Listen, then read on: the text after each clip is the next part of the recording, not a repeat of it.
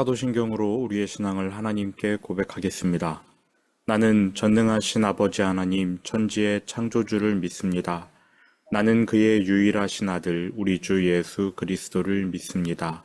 그는 성령으로 잉태되어 동정녀 마리아에게서 나시고 본디오 빌라도에게 고난을 받아 십자가에 못 박혀 죽으시고 장사된 지 사흘 만에 죽은 자 가운데서 다시 살아나셨으며 하늘에 오르시어 전능하신 아버지 하나님 우편에 앉아 계시다가 거기로부터 살아있는 자와 죽은 자를 심판하러 오십니다. 나는 성령을 믿으며 거룩한 공교회와 성도의 교제와 죄를 용서받는 것과 몸의 부활과 영생을 믿습니다. 아멘.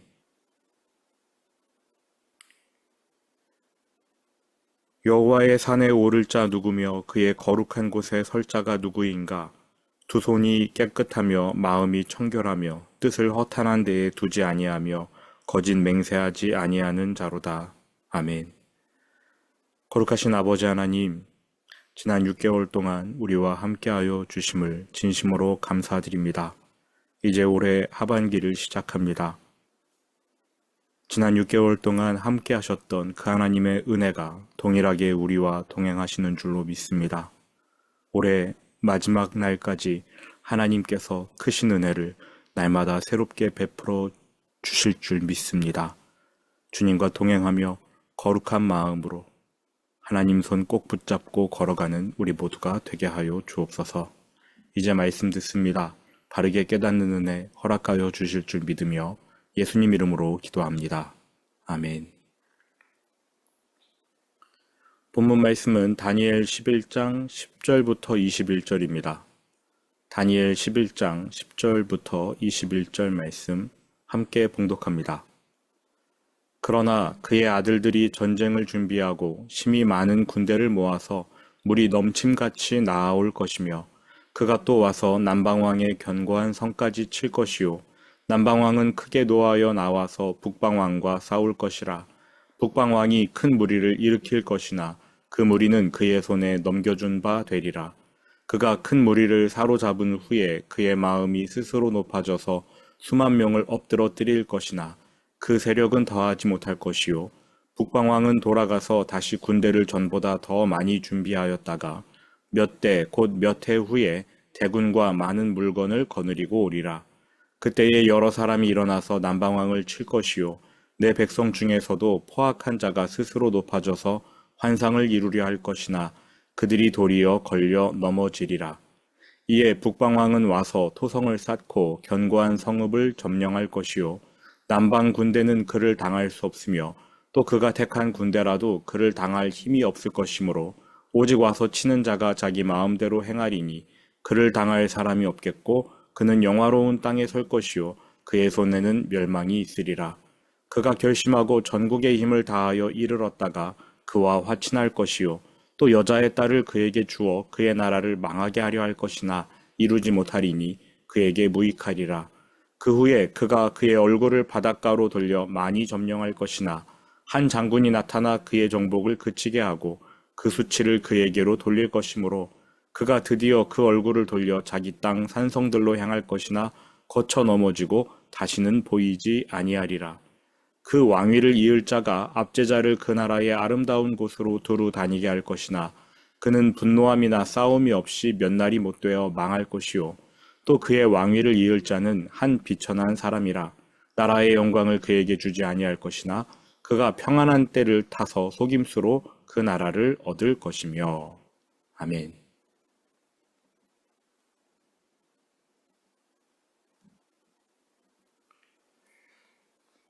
다니엘 11장을 계속 살펴보는데요.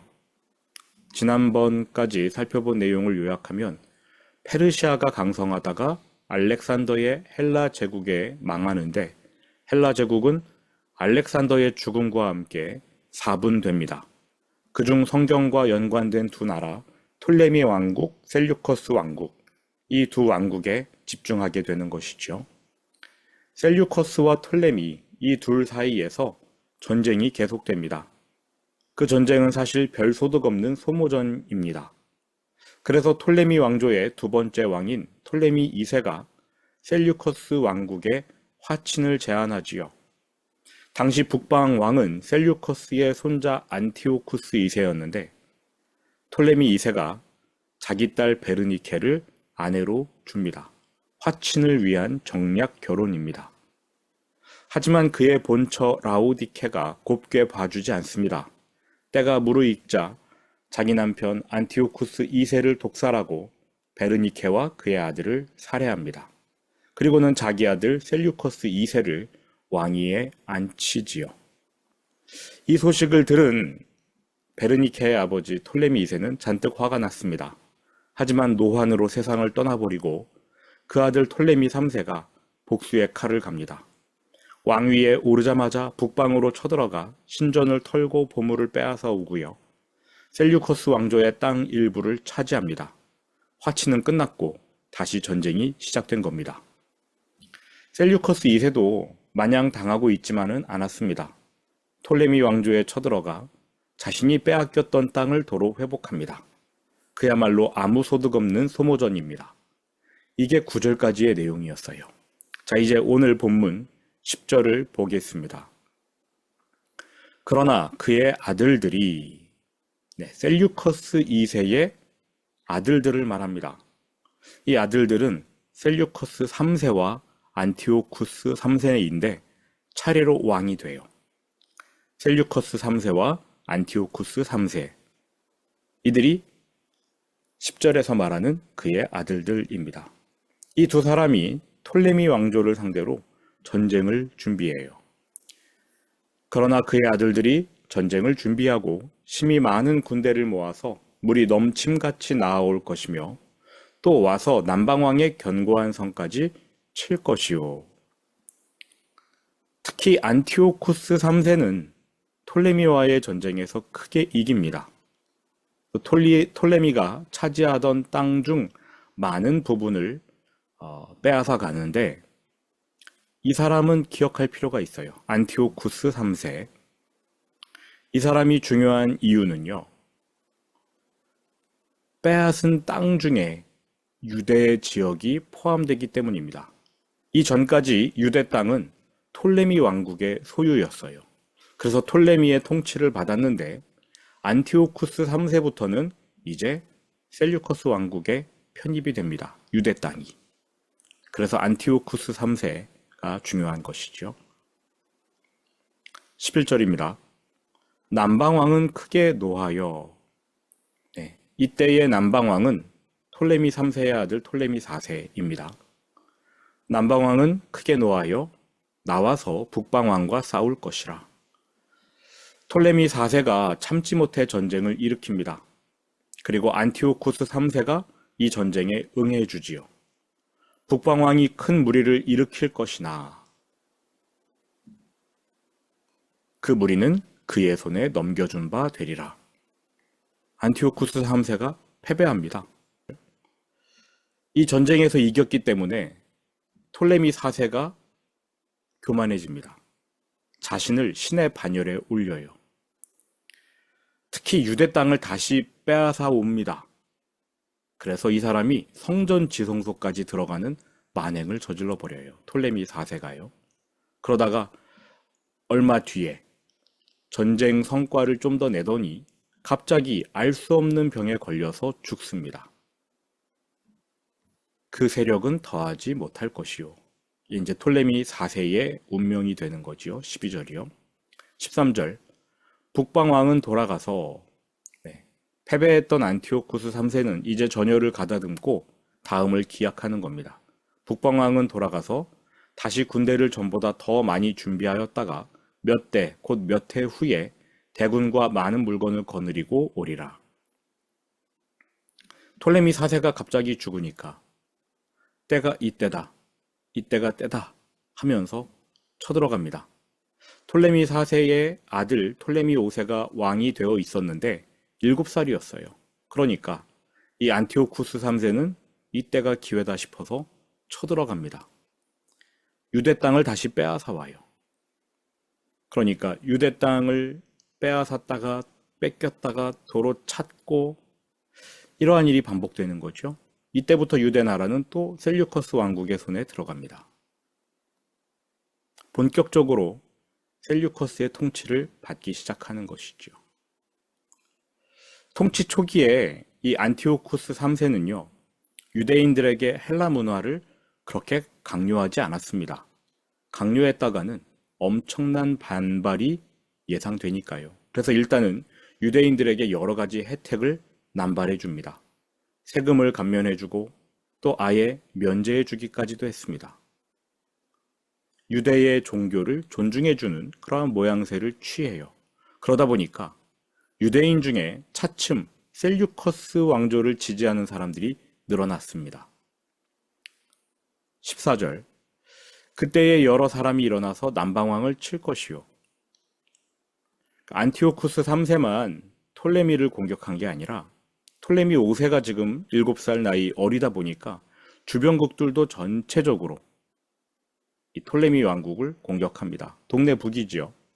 자, 그런데 내 백성 중에서도 다니엘의 백성 중에서도 포악한 자가 스스로 높아져서 환상을 이루려 할 것이나 유대인들의 환상은 세상을 정복하는 거 아니겠습니까?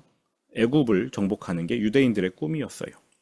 그래서 유대인들 중에서도 셀류커스와 손을 잡고 애굽을 공격해서 무너뜨리려는 그러한 일단의 세력들이 생겨난 겁니다. 그러나 하나님은 그러한 식으로 일을 이루시는 분이 아니죠. 그들이 도리어 걸려 넘어지리라. 여기서 잠깐 끊고 생각해 보겠습니다. 안티오쿠스 3세 전까지 유대인들은 톨레미 왕조의 지배를 받았어요. 기본적으로 톨레미 왕조는 유대인들의 종교와 문화를 존중해 줬습니다. 심지어 성군으로 여겨진 톨레미 2세는 구약 성경의 가치를 알아보고 그 구약 성경을 헬라어로 번역하는 작업까지 했어요. 이러한 일이 가능했던 이유는 톨레미 왕조가 자리 잡은 이집트 땅이 다스리기가 쉬워서 그랬습니다. 그러다 보니 문화에도 신경을 쓰는 거지요. 이집트는 단일 민족이고 부유하고 그러다 보니까 국내 정치가 안정적입니다. 피지배 민족인 유대인들의 문화, 종교 그렇게 신경 쓰이지는 않았을 거예요. 톨레미는 애굽 나라를 아주 단단하게 통치했습니다. 그런데 셀류커스 왕조는요, 과거 페르시아의 땅, 굉장히 넓은 지역을 다스려야 합니다. 다민족으로 구성되어 있어요. 과거 페르시아의 왕들은 각 민족을 본국으로 귀환시키면서 세금만 걷는 정도 느슨한 연합을 유지해 왔습니다. 그렇게 하는 것이 세금 걷는 데에 훨씬 용이했기 때문인데, 그렇게 하려면 일단 왕조가 튼튼해야 되겠지요. 왕조가 튼튼해야 각 민족이 알아서 세금을 바치지 않겠습니까? 그런데 셀류커스 왕조는 튼튼하지가 않습니다. 여차하면 각 민족이 독립하려고 했습니다. 결국 셀류커스 왕조는 이 큰 땅덩어리를 유지하는 방법이 그리스의 문화와 종교를 강요하는 것이다. 이렇게 결정을 내려요. 그렇게 해야 이 사람들을 통치하기가 용이하니까 그렇게 하는 거지요. 문제가 유대인들입니다. 그 모든 민족을 헬라화 시키려다 보니 그리스의 신들을 강요해서 그들을 믿으라고 하려다 보니까 유대인들이 반발하는 것입니다. 유대인의 문화와 종교는 쉽게 헬라화 되지 않잖아요. 안티오쿠스 3세는 처음에는 유대교의 종교를 존중해줬고 세금도 감면해주고 하면서 혜택을 줬지만 그 이후로는 탄압합니다. 유대인들이 말을 안 들으니까 탄압을 하는 거지요. 이러한 것들도 염두에 두시고 다니엘 11장을 보셔야 될 겁니다. 자, 이제 15절로 넘어가겠습니다. 이에 북방왕은 와서 토성을 쌓고 견고한 성들을 점령할 것이요. 안티오쿠스 3세가 전쟁에 박차를 가합니다. 애굽을 계속 침공해요. 완전히 무너뜨리지는 못하고 침공해서 성들을 야금야금 빼앗아가는 겁니다. 톨레미 5세는 감당 못해요. 나이도 어리고 또 국력도 약화되었고요. 여기저기서 쳐들어오는 그러한 상황 속에서 톨레미 5세가 견디질 못합니다. 남방 군대는 그를 당할 수 없으며 또 그가 택한 군대라도 그를 당할 힘이 없을 것이므로. 16절 오직 와서 치는 자가 자기 마음대로 행하리니 안티오쿠스 3세가 제멋대로 행합니다. 그를 당할 사람이 없겠고 그는 영화로운 땅에 설 것이요 그러나 그의 손에는 멸망이 있으리라. 처음에는 유대인들의 환심을 사느라 온갖 혜택을 줬지만 아양도 떨었지만 그 영화로운 땅, 유대 땅에서 안티오쿠스 3세 이후에 셀류커스의 왕조들은 유대인들을 심하게 괴롭혔습니다. 그 얘기를 16절에서 하고 있는 거예요. 그러니까 안티오쿠스 3세가 톨레미와의 전쟁 때 자기 마음대로 쳐부수고 그리고 이제는 조금 힘이 생기니까 유대인들에게 주었던 혜택도 점점 사라지게 만드는 겁니다. 철회하는 거지요.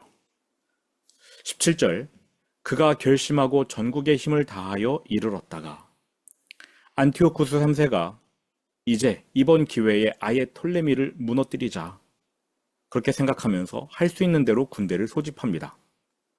하지만 그 즈음에 저쪽 유럽 본진 이탈리아 쪽에서 로마가 급부상하고 있었어요.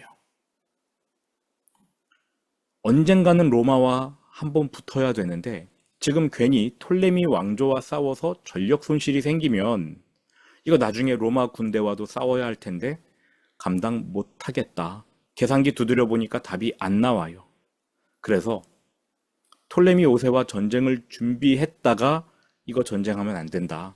이 전력을 그대로 유지한 채 나중에 로마와 싸우고 지금 당장은 톨레미 5세와 화친을 하는 게 낫겠다. 해서 화친을 합니다. 그러나 이것은 거짓 화친이에요. 실제로는 딸을 시집 보낸 후에 딸을 통해 톨레미 5세를 암살하려 했던 겁니다. 전쟁은 안 치르고 공짜로 톨레미 나라를 접수하려는 야비한 계획이었습니다. 또 여자의 딸을 그에게 주어 그의 나라를 망하게 하려 할 것이나 이러한 계획을 세웠는데 그런데 문제가 딸이 톨레미 5세에게 시집 가더니 아빠를 배신합니다. 시집 가서 보니까 톨레미 5세가 괜찮은 사람이었거든요. 그러니 이 안티오쿠스 3세의 계획이 무의로 끝나버리죠. 또 여자의 딸을 그에게 주어 그의 나라를 망하게 하려 할 것이나 이루지 못하리니 그에게 무익하리라. 18절입니다. 그 후에 그가 그의 얼굴을 바닷가로 돌려 많이 점령할 것이나. 그러니까 딸의 배신으로 인해 애굽 점령에 실패했지 않았습니까? 꿩 대신 달기라고 해안을 따라 섬들을 공격하며 약탈하기 시작합니다. 안티오쿠스 3세가 이렇게 비천한 사람이에요. 아, 저 톨레미를 내가 먹었어야 되는데 딸이 배신을 해. 화가 나서 섬들을 약탈하기 시작합니다. 그런데 그것도 여의치 않은 게 로마가 세력을 많이 넓혀왔거든요. 한 장군이 나타나. 이게 바로 로마 장군입니다. 로마의 장군과 이제 마주해야 할 시간이 됐어요. 당시 로마 장군인 스키피오는 카르타고의 한니발과 전쟁에서 승리하면서 거칠 것이 없는 천하무적이었습니다. 세계사 시간에 포에니 전쟁이라고는 들어보셨죠? 로마와 카르타고의 싸움이었는데요. 이때 카르타고의 명장 한니발이 로마와의 전쟁에서 패배했기 때문에 이제 도망쳐야 되는데 도망치다 어디까지 갔느냐? 안티오쿠스 3세에게 갔습니다. 자기 몸을 의탁하면서 안티오쿠스 3세를 살살 꼬드깁니다. 나에게 일정 권한을 주면 내가 로마를 물리쳐 주겠어. 어차피 한 번은 붙어야 할 싸움이기에 안티오쿠스는 한니발 장군의 제안을 덥석 물어버립니다. 그렇게 로마와 셀류커스 왕조가 붙어요. 이 전쟁이 마그네시아 평원에서 이루어졌다고 해서 마그네시아 전쟁이라고 하는데요. 안티오쿠스 3세가 완패합니다. 그러니까 18절 후반부 한 장군이 나타나 그의 정복을 그치게 하고 안티오쿠스가 섬들을 정복하던 일이 멈춰지고요. 그 수치를 그에게 돌릴 것이므로 패전했기 때문에 배상금을 엄청나게 물려버립니다. 로마가 안티오쿠스 3세에게 전례 없던, 역사상 전례가 없던 엄청난 액수의 배상금을 물립니다. 지금 가뜩이나 셀류커스 왕조의 재정 상태가 안 좋거든요. 그런데 천문학적인 액수의 벌금을 물어야 하니까 심적 부담이 이만저만이 아니지요. 게다가 다시는 로마에 고개를 쳐들지 못하도록 안티오쿠스 3세의 아들 중 하나를 포로로 잡아갔는데 그가 바로 수없이 언급되었던 안티오쿠스 4세입니다. 적그리스도의 표상 안티오쿠스 4세. 자, 이제 로마 전쟁에서 패배한 안티오쿠스 3세는 19절. 그가 드디어 그 얼굴을 돌려 자기 땅 산성들로 향할 것이나 이제 본국으로 돌아가야 되겠지요. 다시는 전쟁의 전자도 꺼내지 못해요. 로마가 막아버렸고요. 게다가 벌금 낼 돈을 벌어야 하는데 전쟁 외에는 돈 벌 방법이 없지 않겠습니까? 이제 약탈을 하는 거죠. 자기 고국에 있는 신전들을 들어가서 약탈을 합니다. 원래 신전에는 돈이 많잖아요. 헌금, 보물. 엘람의 한 신전에 들어가서 헌금, 보물을 훔치다가 그 지역에 화가 난 시민들에게 안티오쿠스 3세가 발표 죽습니다. 19절 후반부 거쳐 넘어지고 다시는 보이지 아니하리라. 20절입니다. 그 왕위를 이을 자가 이 사람은 안티오쿠스 3세의 장남 셀류커스 4세인데요.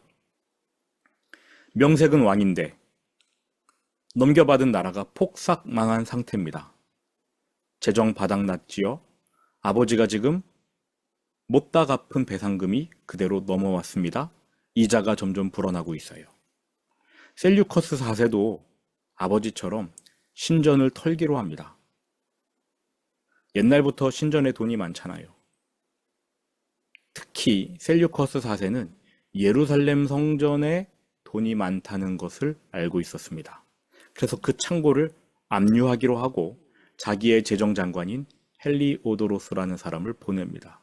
압제자를 그 나라의 아름다운 곳으로 예루살렘 성전으로 두루 다니게 할 것이나 그는 분노함이나 싸움이 없이 몇 날이 못 되어 망할 것이요. 자, 셀류커스 4세가 분노, 전쟁 이런 거 못하고 죽는데요.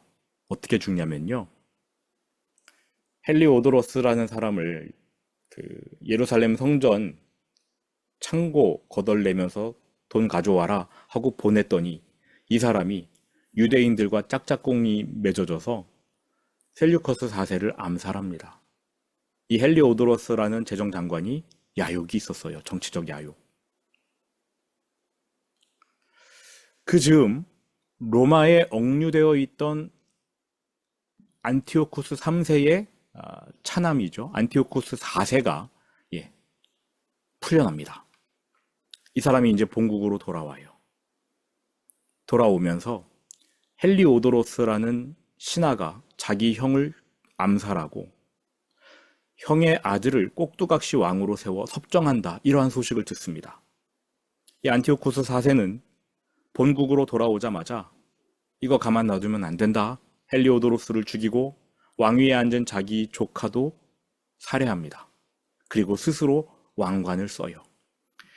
이 사람 안티오쿠스 4세는 왕이 될 수 없는 사람이잖아요. 그런데 왕이 되었습니다.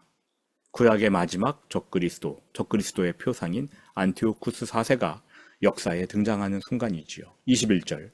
또 그의 왕위를 이을 자는 한 비천한 사람이라 나라의 영광을 그에게 주지 아니할 것이나 왕이 될 수 없는 사람인데 스스로 왕이 되었다. 이러한 뜻이지요.